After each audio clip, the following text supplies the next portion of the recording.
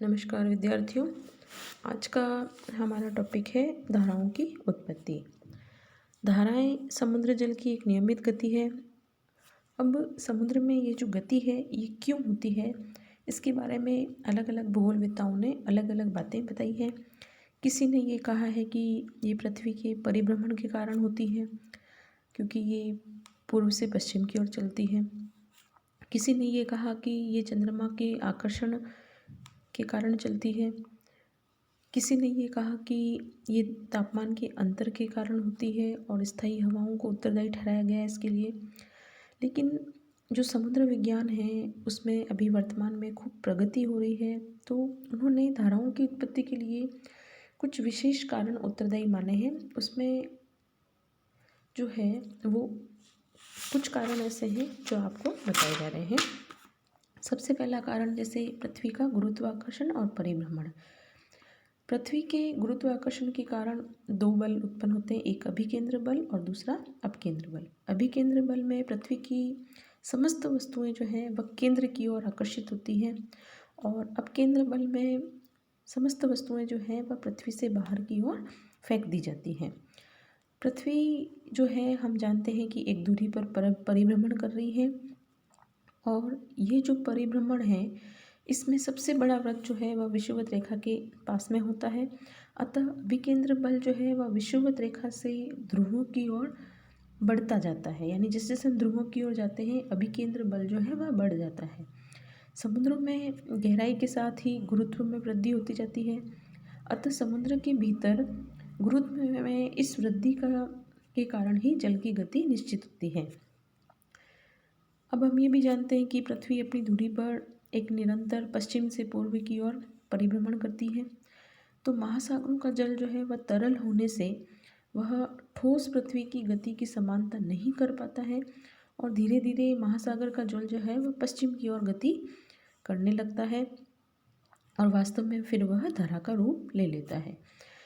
इसके विपरीत विषुवत रेखीय धारा जो पश्चिम से पूर्व की ओर प्रवाहित होती है वह बहुत कुछ परिभ्रमण गति के कारण ही उत्पन्न होती है। दूसरा है वायुदाब की भिन्नता। समुद्र जल पर वायु का प्रति वर्ग इंच लगभग 15 पाउंड दाब माना गया है, किंतु वायु का यह दाब धरातल पर समान नहीं होता। अतः वायुदाब की इस भिन्नता का समुद्र जल की सतह पर भी प्रभाव पड़ता है। वायुदाब के दबाव से समुद्र का जल जो है वह नीचे बैठता है। अतः कम वायुदाब वाले समुद्री क्षेत्रों में जल की सतह ऊंची होती है, और अधिक वायुदाब वाले समुद्री क्षेत्रों में जल की सतह नीची होती है। अतः इसके कारण ऊंची सतह वाले क्षेत्रों में जल नीची सतह वाले क्षेत्रों की ओर प्रवाहित होता है। समुद्रों के भिन्न भिन्न भागों में वायुदाब की भिन्नता का प्रभाव वहाँ के जल की गति और दिशा पर पड़कर देखा गया है। फिर तीसरा है प्रचलित पवनें। चलती हुई पवन में अपार शक्ति होती है। जब पवन समुद्र की सतह पर होकर गुजरती है तो जल को गति प्रदान करती है। अतः ये पवनें अपने घर्षण से समुद्री जल को अपने प्रवाह की दिशा में आगे बढ़ाकर ले जाती है। अतः धरातल पर चलने वाली स्थायी पवनें प्रत्यक्ष और अप्रत्यक्ष रूप से धाराओं की उत्पत्ति के कारण होती हैं। चौथा है वाष्पीकरण की भिन्नता। धरातल पर प्राप्त सौर ताप की मात्रा भी जैसा कि हम जानते हैं सभी जगह अलग अलग होती है। सौर ताप की इस भिन्नता के कारण समुद्र जल के वाष्पीकरण पर भी भिन्न भिन्न होता है। ऊंचे अक्षांशों में निम्न अक्षांशों की अपेक्षा सौर ताप अधिक होता है, जिससे वाष्पीकरण भी अधिक होता है। अधिक वाष्पीकरण से समुद्र जल की लवणता और घनत्व में प्रभाव पड़ता है। अतः ऐसे समुद्री भागों में जल की सतह जो है वह नीची होती है, और समुद्र जल की सतह के इस ऊंचा नीचा होने से जल में गति उत्पन्न होती है। फिर पांचवा है वर्षा की भिन्नता। वाष्पीकरण के समान वर्षा की न्यूनाधिकता के कारण समुद्र जल की जो सतह है वह ऊंची नीची होती है। अधिक वर्षा वाले समुद्री भागों में जल की सतह ऊंची होती है, और कम वर्षा वाले भागों में समुद्र जल की सतह नीची होती है। अतः अधिक वर्षा वाले क्षेत्रों की अपेक्षा कम वर्षा वाले क्षेत्रों का जल अधिक घनत्व और लवणता वाला होता है, जिससे वहाँ भी जल की सतह नीची हो जाती है, और विषुवत रेखीय भागों में अधिक वर्षा होने से वहाँ समुद्र जल की सतह मध्य अक्षांशों के समुद्र जल की सतह से ऊंची रहती है। यही कारण है कि विषुवत रेखीय भागों के मध्य अक्षांशों और ध्रुवीय प्रदेशों के मध्य अक्षांशों की ओर समुद्र जल की सतह संचार होती है। छठा है लवणता की भिन्नता। यूँ तो सभी महासागरों का जल खारा होता है, लेकिन अलग अलग स्थानों पर ये जो खारापन है वह अलग अलग पाया जाता है। जल के कम या अधिक खारेपन का संबंध सीधा उसके घनत्व से होता है। अतः महासागरों के दो स्थानों का तापमान समान होते हुए भी उन स्थानों के जल की लवणता में भिन्नता होती है। अधिक लवणता वाले भाग में जल का घनत्व अधिक होता है और कम लवणता वाले भाग में जल का घनत्व कम होता है।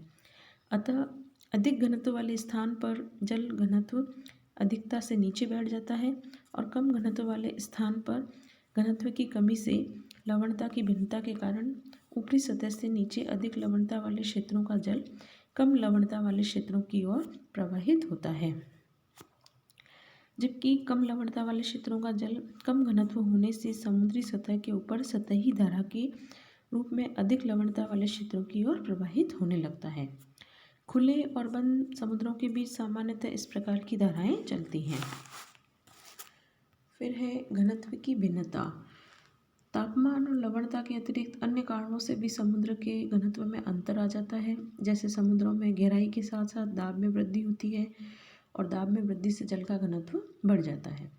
इस प्रकार समुद्रों में सतह का हल्का जल और गहराई में भारी जल मिलता है और घनत्व के इस अंतर के कारण समुद्रों में दाब प्रवणता स्थापित हो जाती है। ध्रुवीय भागों में तापमान की कमी के कारण समुद्र जल का घनत्व अधिक होता है, किंतु हिम के पिघलने से यहाँ समुद्री जल का लवणता जो है वह कम हो जाती है। अतः ध्रुवीय प्रदेशों से ठंडे जल की धाराएं विषुवत रेखा की ओर चलने लगती हैं। फिर आठवां है तापमान की भिन्नता। महासागरों में सर्वत्र जल का तापमान एक समान नहीं पाया जाता है। महासागरों के भिन्न भागों में तापमान की यह भिन्नता धाराओं की उत्पत्ति में महत्वपूर्ण स्थान रखती है।